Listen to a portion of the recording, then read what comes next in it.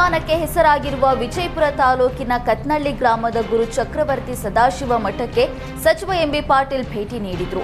ಮಠದಲ್ಲಿ ಶಿವಯ್ಯ ಸ್ವಾಮೀಜಿ ಭೇಟಿಯಾಗಿ ಎಂಬಿಪಿ ಆಶೀರ್ವಾದ ಪಡೆದ್ರು. ಈ ವೇಳೆ ಸಚಿವ ಎಂಬಿ ಪಾಟೀಲ್ಗೆ ಉಂಗುರ ಹಾಕಿ ಸ್ವಾಮೀಜಿಗಳು ಆಶೀರ್ವದಿಸಿದ್ರು. ಕಾಲಜ್ಞಾನ ಹೇಳಿಕೆ ಮೂಲಕವೇ ಕತ್ನಳ್ಳಿ ಮಠ ಪ್ರಖ್ಯಾತಿ ಪಡೆದಿದೆ. ಮಠದಲ್ಲಿ ನುಡಿಯುವ ಕಾರ್ಣಿಕ ಸುಳ್ಳಾಗೋದಿಲ್ಲ ಎಂಬ ನಂಬಿಕೆ ಭಕ್ತರಲ್ಲಿದೆ. ಬಿಜೆಪಿಯಿಂದ ಉಚ್ಚಾಟನೆಯಾದ ಶಾಸಕ ಯತ್ನಾಳ್ ಪರ ಮಾಜಿ ಸಚಿವ ಶ್ರೀರಾಮುಲು ಮತ್ತೆ ಧ್ವನಿ ಎತ್ತಿದ್ದಾರೆ. ನಾವು ಪಾರ್ಟಿ ಹೈಕಮಾಂಡ್ ತೀರ್ಮಾನವನ್ನ ಪ್ರಶ್ನೆ ಮಾಡೋದಿಲ್ಲ, ಆದರೆ ಸಂಘಟನೆ ಮಾಡುವಾಗ ಎಲ್ಲರೂ ಒಟ್ಟಾಗಿ ಹೋಗಬೇಕು. ಉಮಾ ಭಾರತಿಯವರನ್ನ ಹಿಂದೆ ಉಚ್ಚಾಟನೆ ಮಾಡಿದಾಗ 6 ವರ್ಷ ಬಿಟ್ಟು ಪಾರ್ಟಿಗೆ ಬಂದ್ರು. ಆದರೆ ಉಮಾ ಭಾರತಿಯವರು ಅದಾಗಲೇ ಸುಸ್ತಾಗಿದ್ರು. ಹೀಗಾಗಿ ಯತ್ನಾಳ್ ವಿಷಯದಲ್ಲಿ ಹಾಗಾಗಬಾರ್ದು, ಎಲ್ಲರೂ ಒಟ್ಟಾಗಿ ಹೋಗಬೇಕು ಎಂಬ ಚರ್ಚೆ ಇದೆ. ಪಾರ್ಟಿ ಸಂಘಟನೆ ಮಾಡುವಾಗ ಎಲ್ಲರೂ ಒಂದಾಗಿ ಹೋಗೋದು ಮುಖ್ಯವಾಗಿದೆ ಅಂತ ಶ್ರೀರಾಮುಲು ಹೇಳಿದ್ದಾರೆ. ಉಚ್ಚಾಟನೆ ಬೆನ್ನಲ್ಲೇ ಶಾಸಕ ಯತ್ನಾಳ್ ಟ್ರಿಪ್ ಹೊಡಿತಿದ್ದಾರೆ.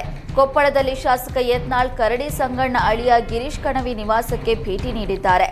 ಕೊಪ್ಪಳದ ಕಿನ್ನಾಳ ರಸ್ತೆಯಲ್ಲಿರುವ ಗಿರೀಶ್ ಕಣವಿ ನಿವಾಸಕ್ಕೆ ಭೇಟಿ ನೀಡಿದ್ರು. ಗಿರೀಶ್ ಕಣವಿ ಯತ್ನಾಳ್ರನ್ನ ಸ್ವಾಗತಿಸಿದ್ರು. ಇದೇ ವೇಳೆ ಕರಡಿ ಸಂಗಣ್ಣನ ಬೆಂಬಲಿಗರು ಕೂಡ ಭಾಗಿಯಾಗಿದ್ರು. ಯತ್ನಾಳ್ ಭೇಟಿ ಅಚ್ಚರಿ ಮೂಡಿಸಿದೆ. ಕಳೆದ ಲೋಕಸಭೆ ಚುನಾವಣೆ ವೇಳೆ ಬಿಜೆಪಿ ಟಿಕೆಟ್ ಕೈತಪ್ಪಿದ ಹಿನ್ನೆಲೆಯಲ್ಲಿ ಕರಡಿ ಸಂಗಣ್ಣ ಬಿಜೆಪಿ ತೊರೆದಿದ್ರು. ಈಗ ಸಂಗಣ್ಣನ ಅಳಿಯನ ಮನೆಗೆ ಯತ್ನಾಳ್ ಭೇಟಿ ನೀಡಿದ್ದು ಕುತೂಹಲ ಮೂಡಿಸಿದೆ.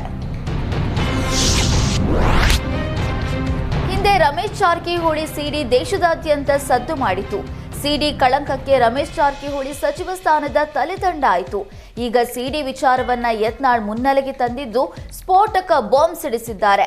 ರಮೇಶ್ ಜಾರಕಿಹೊಳಿ ಸಿಡಿ ಹಿಂದೆ ವಿಜೇಂದ್ರ ಕೈವಾಡ ಇದೆ ಅಂತ ಯತ್ನಾಳ್ ಪರೋಕ್ಷವಾಗಿ ಆರೋಪ ಮಾಡಿದ್ದಾರೆ. ಹಿಂದೆ ರಮೇಶ್ ಜಾರಕಿಹೊಳಿ ನೀರಾವರಿ ಮಂತ್ರಿಯಾಗಿದ್ರು. ವಿಜೇಂದ್ರಗೆ ದುಡ್ಡು ಹೊಡೆಯೋದಕ್ಕೆ ರಮೇಶ್ ಜಾರಕಿಹೊಳಿ ಬಿಡ್ಲಿಲ್ಲ. ಹೀಗಾಗಿ ಕಾಂಗ್ರೆಸ್ನ ಮಹಾನಾಯಕ ಬಿಜೆಪಿಯ ಕಳ್ಳ ಸೇರಿ ಸಿಡಿ ಮಾಡಿಸಿದ್ರು ಅಂತ ಬಾಂಬ್ ಸಿಡಿಸಿದ್ರು. ಇನ್ನು ರಾಜ್ಯ ರಾಜಕಾರಣದಲ್ಲಿ ವಿಜೇಂದ್ರ ವಿಡಿಯೋಗಳು ಇದ್ದಾವೆ. ವಿಜೇಂದ್ರ ವಿಡಿಯೋಗಳನ್ನು ಡಿಲೀಟ್ ಮಾಡುವ ಐಪಿಎಸ್ ಅಧಿಕಾರಿ ಇದ್ದಾನೆ. ಡ್ರಗ್ ಮಾಫಿಯಾ ಭೇದಿಸುವ ನೆಪದಲ್ಲಿ ವಿಜೇಂದ್ರ ವಿಡಿಯೋ ಡಿಲೀಟ್ ಆಗಿವೆ ಅಂತ ಬಾಂಬ್ ಸಿಡಿಸಿದ್ದಾರೆ.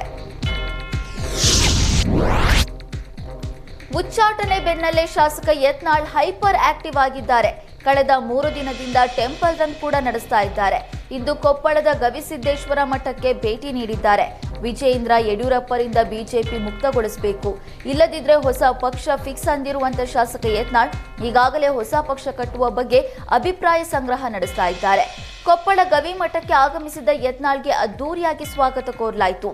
ಯತ್ನಾಳ್ ಪರ ಘೋಷಣೆ ಕೂಗಿ ಬೆಂಬಲಿಗರು ಸ್ವಾಗತ ಕೋರಿದ್ರು. ಈ ವೇಳೆ ಮುಂದಿನ ಸಿಎಂ ಯತ್ನಾಳ್ ಎಂಬ ಘೋಷಣೆಯೂ ಮೊಳಗಿತು.